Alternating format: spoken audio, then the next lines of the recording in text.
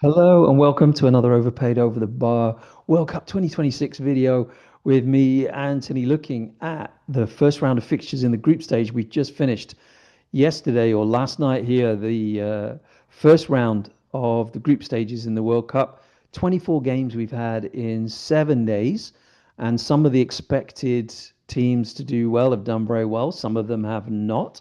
There's been a few surprise results, some intriguing football in terms of things really not going the way I was or a lot of people were expecting.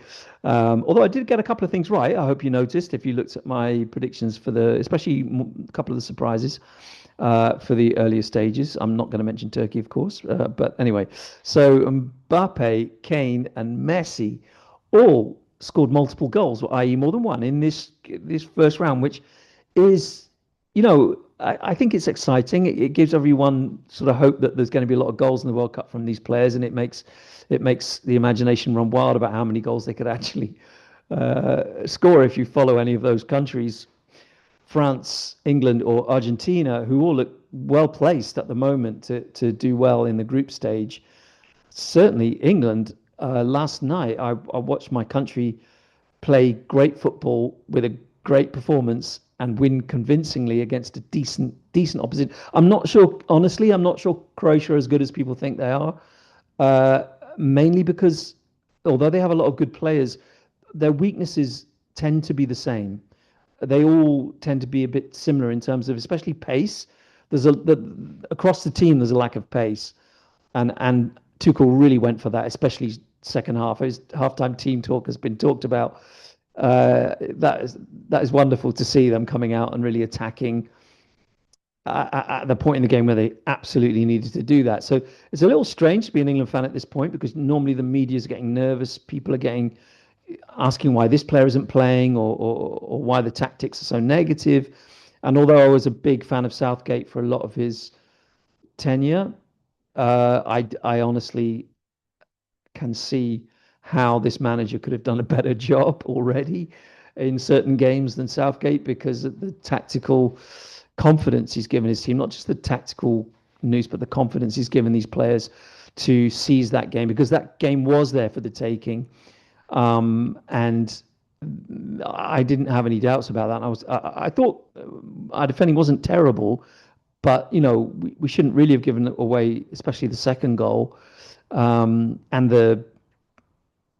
I still don't get the decisions to pick John Stones. Having said that about Tuchel, I cannot understand why Gay is not playing, and I wonder about that Croatia second goal when he gets that header to lay it off. I think Gay might win that.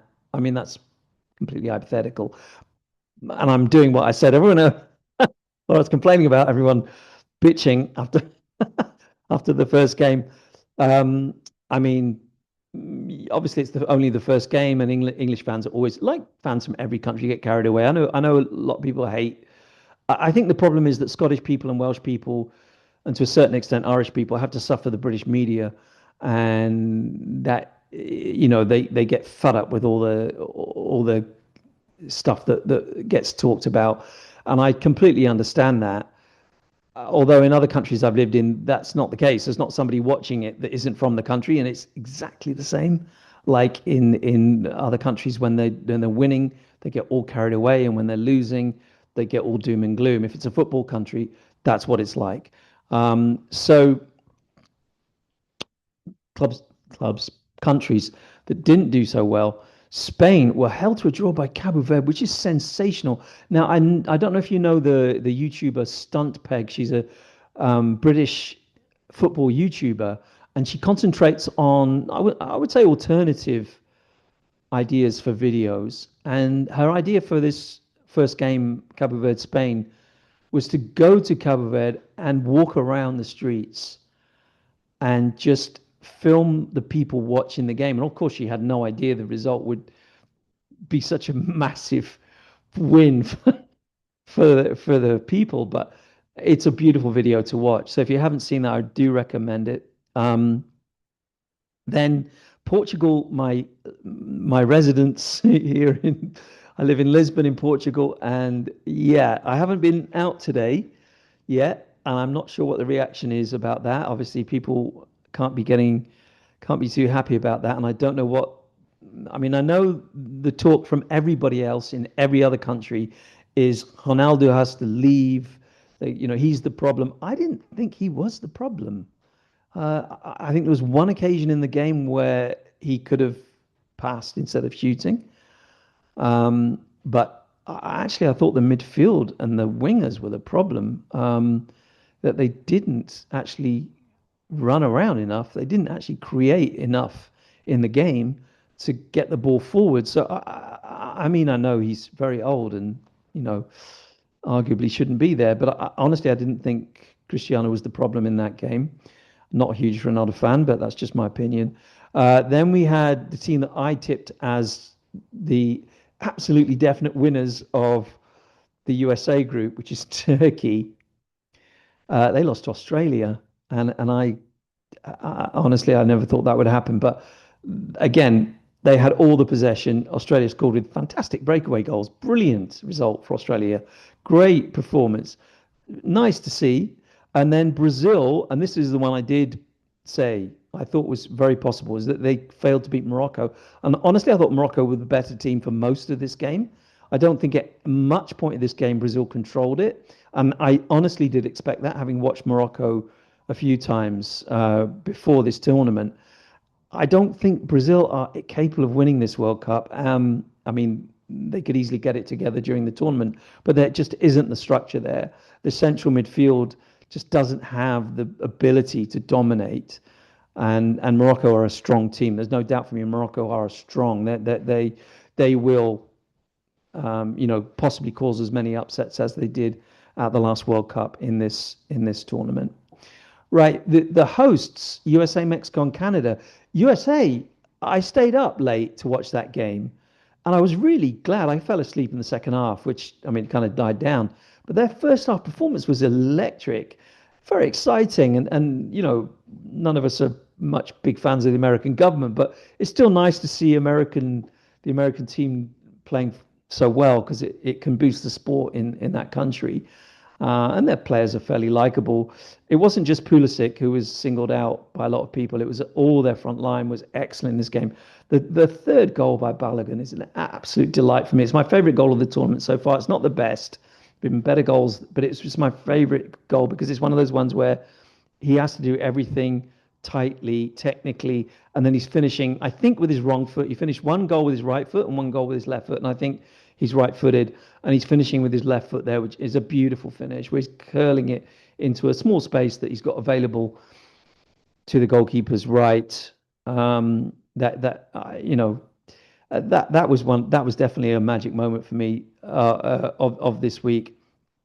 Mexico, very sound at home to South Africa.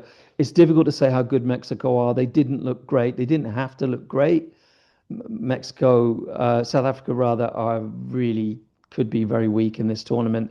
Let's see how Mexico go in their next game. And then the Netherlands drew with Japan. I thought that again, that's another one that I predicted might be a stalemate.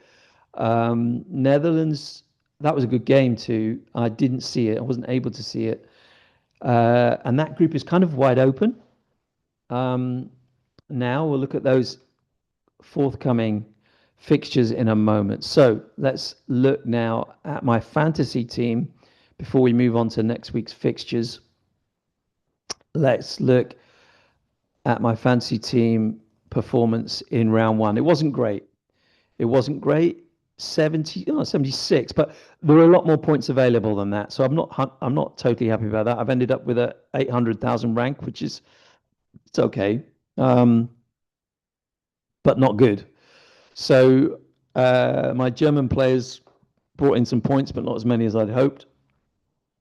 Spanish players really let me down, like they did for everyone, I'm sure. And some people had Lamine Yamal, who didn't even start. Then Mbappe, I put the captaincy on him, moving the captaincy every day. Finally onto Mbappe, who got me some points. And Elise got me some points as well. Elise, and then the people that I hope would get me scouting bonus clean sheets. Estupinian didn't even start. Kadioglu was a part of that Turkish disaster, and Nilan for Norway conceded against Iraq. which I wasn't wasn't expecting. And Vargas for Ecuador conceded in the last game. What game was that they played last night? They beat Uzbekistan 3-1.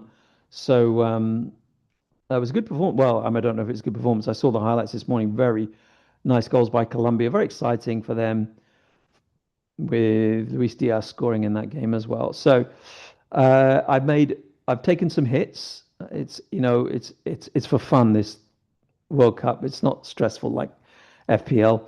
So I've taken some hits for round two, and I've brought in Brazilian players who are playing against Haiti. I brought in Rafinha and Vinicius Junior. Rafinha is my 12th man, which is a chip you can play where you get an extra player for no charge who will get you points. So, well, hopefully you might not, might get 0 points. Then I'm having to stick with my Turkey players against Paraguay. I just don't have enough transfers to get rid of them. I'm hoping they'll come good. And same for my Spanish players. I don't know if Torres will even start in this game against Saudi Arabia because it could be that um, Lamal comes back in and replaces him. I brought in Saibari from Morocco, who ended up playing up front for them. He's a midfield player selected by 1.6%. So he's got a possibility of a scouting bonus. And he's the striker, basically, playing as a midfield player for Morocco. Looked amazing. He's a very young guy. Looked amazing against Brazil. So did he? Yeah, he scored the goal against Brazil. So uh, otherwise, I'm sticking with. Oh, the other player I bought in was Serginho Dest for USA at home to Australia, which I hope they can keep a clean sheet in that one. Right, nothing else to say about that. Let's move on to the fixtures. So today, Thursday, Czechia, South Africa. I assume Czechs will beat South Africa and Switzerland, Bosnia, which is an interesting one, with Switzerland failing to dispose of Qatar in the first game, and now they're playing Bosnia, who got a decent draw with Canada. I didn't think they looked that great in that game. Maybe Switzerland can win that. Canada at home to Qatar. Again, Canada need to really step up because they really did not play well enough against Bosnia. Hopefully, their second half performance is more indicative of what they will do against Qatar than their first half performance. Mexico playing South Korea. This is going to be a great game. It's on at 2 o'clock in the morning tonight, British and Portuguese time, which is a bit late, but I kind of want to watch it. So I don't think there's going to be much separating these two, given how they looked in the first game. Despite the fact that Mexico are at home, I think South Korea might give them a very good game here. I'm going to say Mexico shade it, but I think it's a very difficult one. USA, Australia, can they do it again? Can they put on a show? Let's see. Scotland, Morocco. Honestly, I don't give Scotland a candle in this one. I think they've got more chance against Brazil to get a goal because Brazil can be sloppy sometimes. And if they just defend for 90 minutes in these two games, which I'm pretty sure they will, then they're less likely to get a breakaway goal against Morocco than they are against Brazil, I think. But let's see. Maybe I'm underrating Scotland. They've got some good midfield players. Brazil, home to Haiti. Let's see if they can step it up. Turkey against Paraguay. Again, Turkey need to raise the level. Paraguay, not great in the first game. In fact, they were pretty awful. But let's see if Turkey can get a result there. Netherlands, Sweden. I mean, you'd expect Netherlands to win this, but Sweden are buoyed by an amazing result in the first game against Tunisia, where they scored 5 goals. So can they get something over their near neighbours, not quite, the Netherlands, in this game? That's going to be a great one, actually. That is on Saturday at 6 o'clock. That's going to be a good game. Of course, Graham Potter is managing the Sweden team. and he's a big hero in Sweden. Very quickly, he's become a hero because they've been without any joy for so many years that he's brought some. Then Germany, Cote d'Ivoire on the Saturday evening. I don't think, I mean, Cote d'Ivoire were good in their first game. I don't think they're good enough to get past Germany or to beat Germany. Ecuador in the at 1 o'clock. Curacao. I would expect Ecuador to have to comfortably win that. Tunisia, Japan. Again, Japan. Spain, Saudi Arabia. Again, if Spain, well, I think that result will give them a shock, and it's a good time to get a shock. Is the first game. I would think they would have a bit more urgency and bite in this game, but it's often been the complaint with Spain that they don't play with enough cutting edge, despite having brilliant football players. I'm sure they can beat Saudi Arabia. Belgium, Iran. Belgium were not great at all in their first game, and Iran have got so much spirit. Let's see. I'm sure Belgium will win. Uruguay, Cabo Verde, Cape Verde. This one is also going to be absolutely brilliant to watch. Bielsa's Uruguay not been completely happy in qualifying as a squad with their manager, but they weren't too bad in the first game, playing Cabo Verde, which has just come off the back of an amazing 0-0 draw with Spain. So I wonder, could they get something over Uruguay? They could become everyone's favorite team if they do, a favorite other team. New Zealand, Egypt at 2 o'clock in the morning on Sunday night. That one, I mean, Egypt, you'd expect them to win this. Argentina, Austria, not Australia. Argentina are looking extremely comfortable. All the pressure's gone. They've won, they won the last World Cup. They seem to be playing with a freedom and expression that may be too much for Austria. France against Iraq. France were a bit poor in the first half of their game, and then they really turned it on second half, their first game, and you'd imagine they'll walk all over Iraq. Norway against Senegal on Tuesday or Monday night at 1 o'clock. That's going to be a good game, isn't it? Oh, it's too late for me, that 1 o'clock. That's going to be a good game. Norway, Senegal. There's a few games here. When you get these teams that are kind of mid-level, not so strong, but strong enough, you get some amazing games like Netherlands, Japan, you know. This is going to be a good game, Norway, Senegal. Then Jordan, Algeria in the middle of the night.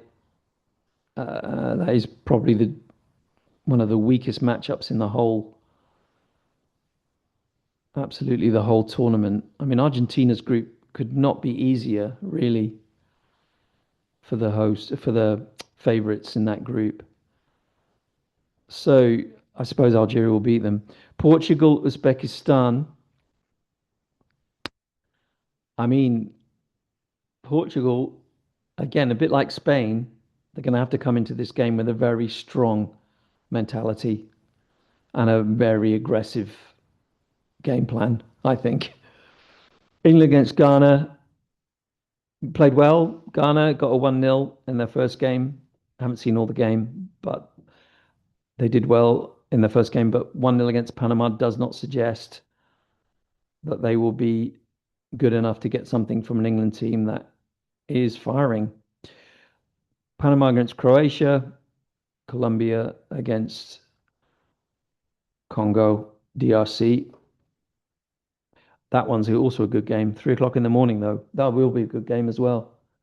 Yeah, I wish I could watch all these games, honestly, because I find it when this one is another one, Colombia Congo. I'd love to watch that game because they're so similar in terms of level. I know people say Colombia much stronger. Honestly, DRC coming through African groups to play in the World Cup, they're at the level that Colombia are at, and they might not have the star names Colombia has, But honestly, I think they can get something in this game. It could be a draw, but I'm not sure. All right.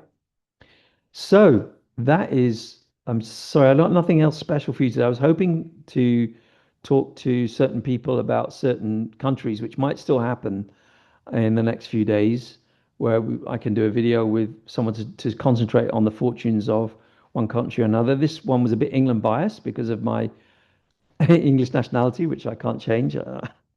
And as an Exeter City fan, England is the only real chance I ever have of getting anything, any major trophy, and they always let us down, don't they? But they've put the hope there, which is great.